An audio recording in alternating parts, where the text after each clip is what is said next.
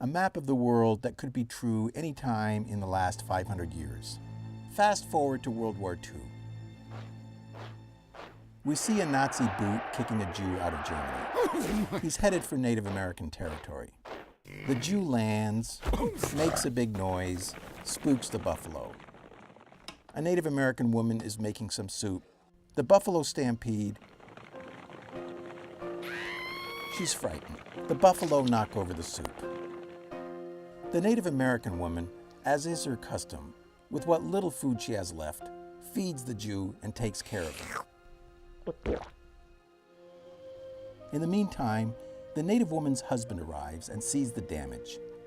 Her husband says to the Jew as follows, "Look, I'm not going to insult your intelligence by pretending I'm not upset. I am upset because I'm in charge of business and the food is spilled, the buffalo are semi-permanently gone, we now have no food. There's a food shortage. Now, I don't want to single you out personally, but you represent a much larger group of people who came over here and caused this and many other problems for us. Before you people came over, we didn't have these problems. And I don't know whether I speak for my nation or even my clan, but I can tell you that I personally believe in accountability. When you cause a problem, you should fix it." The Jew then speaks to the man. "I agree with everything you said. I agree that you're not singling me out personally, but I represent a much larger group of people that caused many problems for you. And I also agree that before we came over here, you didn't have these problems. And I also agree with your philosophy of accountability. But speaking of accountability, I want to tell you that I did not mean to be here. I was chased over here by the Germans. If I didn't come here, I and my surviving family would have been killed. Many of my family were. Since you believe in accountability, would you consider holding accountable, at least partially, the people who chased me over here, the Germans?" They're flexible.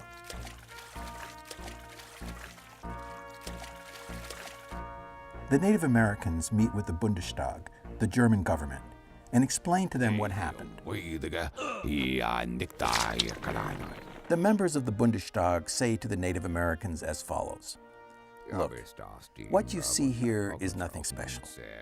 We're like any parliamentary democracy, which means that before we can enact what you might call the Indianersteuer, the Indian tax, there are preparatory steps that have to be taken. There has to be a poll, there has to be a referendum, there has to be a vote. We can't just write you a check. There's red tape here." The Indians say to the Bundestag, "We understand everything about red tape. We have our own governments. But why do the Germans need their government to tell them to pay the Indian tax? We've already cut out the middleman once. Why don't we go directly to the Germans and let them pay whatever they feel in their hearts that they owe?"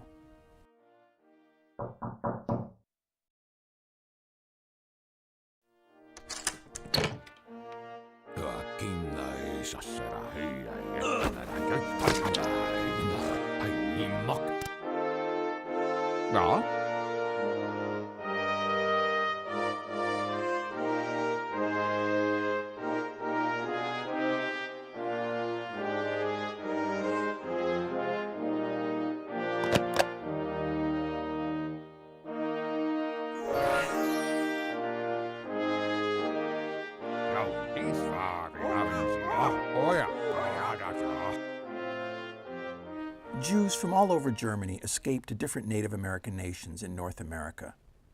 And Germany is a large country. Let's be organized about this.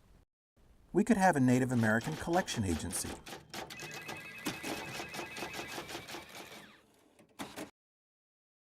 The Mohawks would collect from Hesse, the Oglala could collect from Bavaria, the Cheyenne would collect from the Berlin area, and so forth.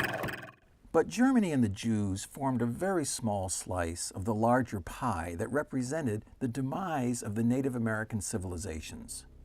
And the Native American prophets knew in advance that this would happen. They saw a dark cloud coming over the great waters. What was in that cloud? What was in that cloud is all these European countries, through their religious, political, and economic conflict, dumping all their problems on Native American territory. England persecutes the Pilgrims, and guess where the Pilgrims end up? Native American territory.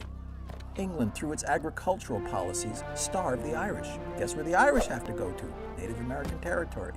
Spain is grabbing South America and Mexico, slaughtering everybody. France is grabbing Canada and what became the Louisiana Purchase. They're bringing over disease, foreign religions, even their own criminals. So, Germany and the Jews pale by comparison to the source of Native American problems. England, Spain, France. So why don't we broaden the idea of a Native American collection agency to extend to all of these European countries?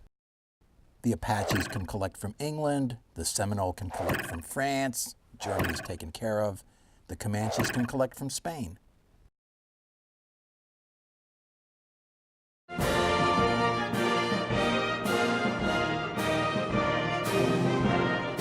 The Euro-American invasion was a Bible reenactment. It was a biblical flashback.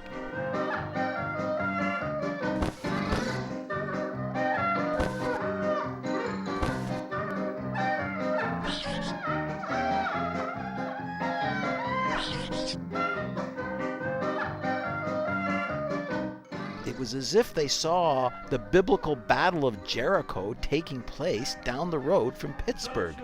Joshua of Jericho, walls come tumbling down, tumbling down. Imagine this. We see a man walking into church, and if he's a thinking man, he'll see the origin and historical development of the Sacred Heart of Jesus picture, which was his own Messiah de-Jewified through a Carlisle Indian school type of cultural imperialism. And he naturally is reminded that the church did the same thing to the Indians. He sees, when he looks at the Sacred Heart picture, Indian history on the wall. This couldn't have happened to the Indians unless it was at gunpoint, when the United States and Canadian government and a whole bunch of other governments, in collusion with the church, stole 2 continents, the largest theft in human history. And then they wrote fake deeds to themselves and pretended that they owned the land, and they passed those deeds on from one generation to the next. Everything was stolen. The paper and the prayer book was stolen from Native American trees. So when a man or woman of conscience come to look at the Sacred Heart of Yeshua or any depiction of Yeshua, they basically have 3 choices. Number 1, give the country back to its rightful landlords. Admittedly, that's a tall order. It's, hard to do that in your living room. Choice number 2, at least pay rent to the landlords. Do something rather than nothing. That someone can do in their living room.